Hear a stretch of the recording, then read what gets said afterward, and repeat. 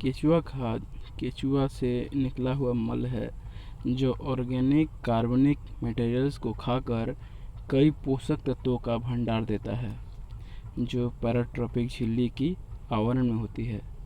भारत में कई तरह के जैविक खाद फसलों के लिए बनाए जाते हैं, जैसे FIN, जीवामृत, दशपर्णी, ब्रह्मास्त्र, निमास्त्र।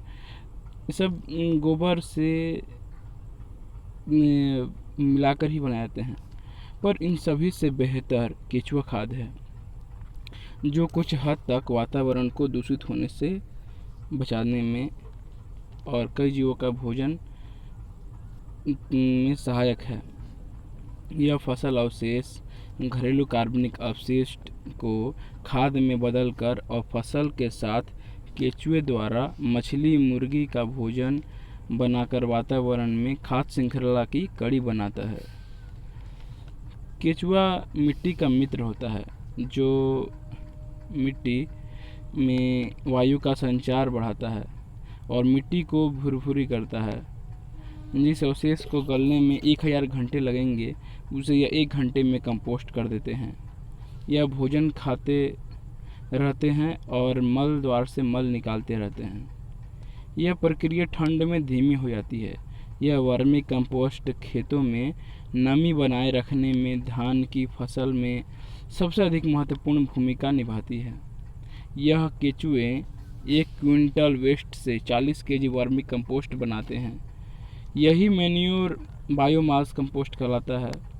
वर्मी कंपोस्ट के लिए गोबर को सेमी सेड एरिया में जमा करें या बायोगैस में प्लांट में गैस यूज़ करके उसकी स्लरी जो है वो 15 दिन रख कर उसके अंदर का तापमान कम होने के बाद उपयोग में लाते हैं। यह अगर धूप में रहेगा तो कुछ पोषक तत्व वाष्पीकरण और तेज धूप के संपर्क में आते ही उड़ जाएंगे और अगर ज़मीन के संपर्क में होंगे तो वो ज़मीन के द्वारा सोख लिए जाते हैं। जो वायुमंडल में मिल गया वो मूवेबल एलिमेंट थे और जो धरती के द्वारा सोख लिए गए वो अनमूवेबल एलिमेंट थे। इसलिए गोबर को पॉलीशीट पर सेमी सेड एरिया में स्टोर करें जिससे पोषक तत्व नष्ट नहीं होंगे। यही तो इस वर्मी कंपोस्ट को बनाने के लिए जब आप केचुओं का मात्रा लेंगे वह प्रति वर्ग मीटर 1000 केचुए का परिमाण होगा। जब यह 15 से 20 दिन पुराना हो जाए तब आप देखेंगे कि इसमें भुरभुरापन होना शुरू हो गया। केचुए खाद की अगर pH वैल्यू की बात की जाए तो यह 7.7 होता है। केचुए 20 डिग्री सेल्सियस से 27 डिग्री सेल्सियस में अच्छी तरह काम करते हैं। इससे कम या ज़्यादा होने पर इनकी कार्य करने की क्षमता धीमी हो जाती है। जो अगर आप कमर्शियल लेवल पे अगर आप केचुआ खाद बना रहे हैं तो आपको इससे क्षति हो सकती है। तो इस प्रकार जो है केचुए खाद हम लोग बनाते हैं। तो केचुए खाद के लिए हम लोग सरफेस फीडर प्रजाति के केचुए का उपयोग करते हैं जिसमें यूडिलस यूजिनी और आइसिनिया फोर्टिडा ये 2 केचुए प्रमुख भूमिका निभाते हैं। अगर आप किसी कृषि केंद्र में पूछेंगे तो वहाँ पर आप देखेंगे कि आइसिनिया फोर्टिडा का ही अधिकतर इस्तेमाल केचुआ खाद बनाने में हो रहा है और मुख्यतः इन्हीं का इस्तेमाल होता है। ये केचुए 130 से 150 दिन में अपना लाइफ साइकिल पूरा कर लेते हैं, अर्थात अंडे से वयस्क होने की क्रिया। ये जून से नवंबर माह में अपनी प्रजनन क्रिया करते हैं जो काफ़ी अधिक मात्रा में होती है और शीतकाल में भी होता है किंतु दर बहुत कम होती है। और यहाँ तक कि इनकी शीत ऋतु में भोजन ग्रहण करने और निकालने की क्षमता भी कम हो जाती है। जैसे कि हम लोगों में पाचन क्रिया जो है वो ठंड के समय धीमी हो जाती है, बिल्कुल वही केचुए के साथ भी होता है। तो उस हिसाब से अब एक दिन में एक केचुआ अपने आकार वजन का 40 गुना अपशिष्ट खा लेता है। केचुआ खाद बनाने की लागत कम करने के लिए इसे डेयरी फार्म से जोड़कर करना फायदेमंद होगा, जो 2 गाय रखकर भी की जा सकती है। एक गाय 3 माह में औसतन 750 केजी गोबर देती है, जो 1 एकड़ के लिए पर्याप्त है।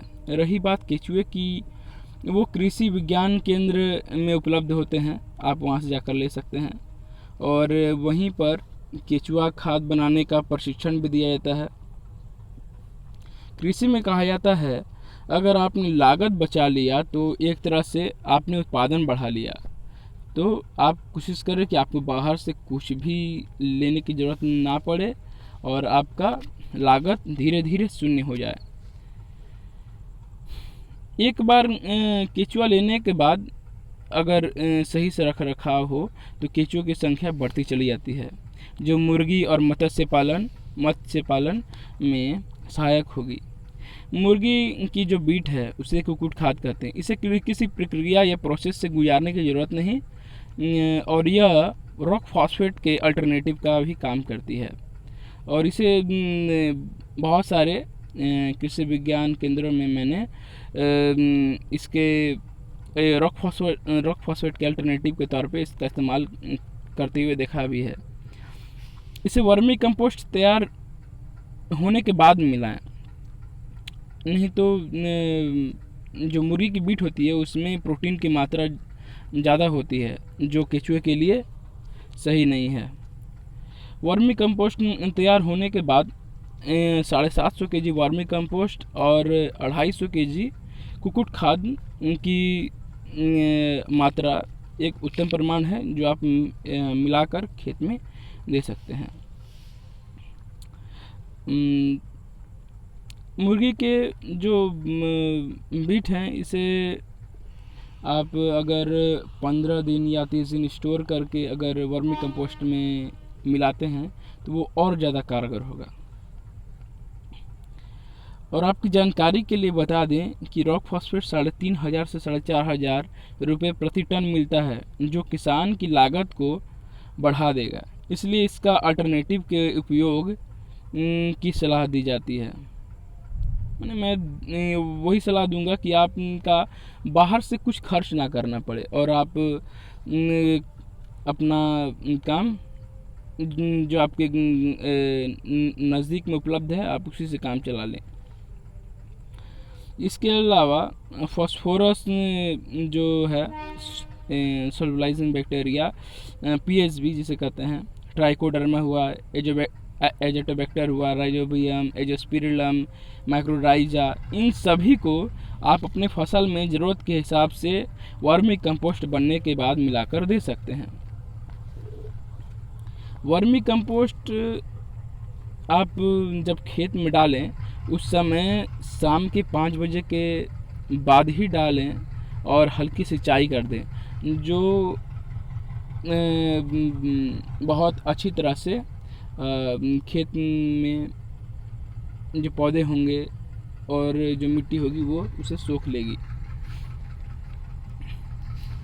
वर्मी कंपोस्ट को अगर वेस्ट डिकम्पोजर से आप तैयार करते हैं, जिससे किशन चंद्रा जी ने तैयार किया है, तो उसका मैंने बहुत अच्छा परिणाम देखा है। मैंने उसे 6-7 महीने पहले ही इस्तेमाल करना शुरू किया है और उसका बहुत अच्छा परिणाम आ रहा है। मैंने सिर्फ मिट्टी में उसका छिड़काव करके देखा, मुझे 1-2 महीना में समझ में नहीं आया।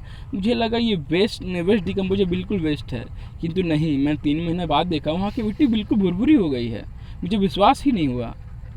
तो मैं वही कह रहा था कि अगर आप वेस्ट डिकम्पोजर के प्रथम चरण से लेकर अंतिम चरण तक हर कार्य में आप पानी के स्थान पर अगर वेस्ट डिकम्पोजर देते हैं तो वह vermi compost enriched vermi compost बनती है, जो जब वर्मी कंपोस्ट तैयार हो जाए तो उसमें बायो फर्टिलाइज़र या बायो फंगिसाइड मिलाकर अगर खेतों में देते हैं तो वो और ज़्यादा गुणकारी हो जाता है। वेस्ट डिकम्पोजर घोल जब वेस्ट आपका वर्मी कंपोस्ट से होकर गुजरता है, उस जब आप प्रोसेस चला रहे हैं, आपने अपने जो अपशिष्ट हैं उन्हें आपने सेमी कंपोस्ट कर लिया है और आप उसमें छिड़काव कर रहे हैं, तो आप देखेंगे कि उसमें से कुछ तत्व जो हैं वो रिस कर नली के द्वारा निकलते हैं, जिसे वर्मी वॉश कहते हैं। वही पानी होता तो शायद उसमें कुछ तत्वों की कमी होती, लेकिन पीएचबी टाइप का ये जो वेस्ट डिकम्पोजर है, इस के उस वर्मी कंपोस्ट से गुजरने के बाद उसमें जो माइक्रो न्यूट्रिएंट जो टॉनिक जो बाहर मिलते हैं उनका गुण आ जाता है। और मेरे अनुसार वेस्ट डिकम्पोजर घोल वर्मी कंपोस्ट से जो गुजर के वर्मी वॉश के रूप में निकलता है, वह बाज़ार में मिलने वाले माइक्रो न्यूट्रिएंट के जो टॉनिक है उससे बेहतर काम करता है और काम करेगा भी। आप इसका इस्तेमाल करके देखें, और उसे अगर आप स्टोर करने के सोचेंगे तो वो एक गलत होगा, क्योंकि वर्मी वॉश आप जितना जल्द इस्तेमाल कर लें उतना ही बेहतर होता है। वो 15 दिन तक आप उसे अगर 15 दिन के भीतर में इस्तेमाल कर लेने की चेष्टा करें। और ख़ासकर इस वर्मी वॉश टॉनिक को तब दें जब फ्लावरिंग का समय आ रहा हो। इस वीडियो में मैंने आपको उसका इस वर्मी कंपोस्ट के बारे में परिचय दिया है। अगले भाग में मैं इसे बनाने की जो वर्ल्ड क्लास मेथड है मैं उसे बताने की कोशिश करूँगा, जिसके बारे में आप किसी ने नहीं बताया होगा। धन्यवाद।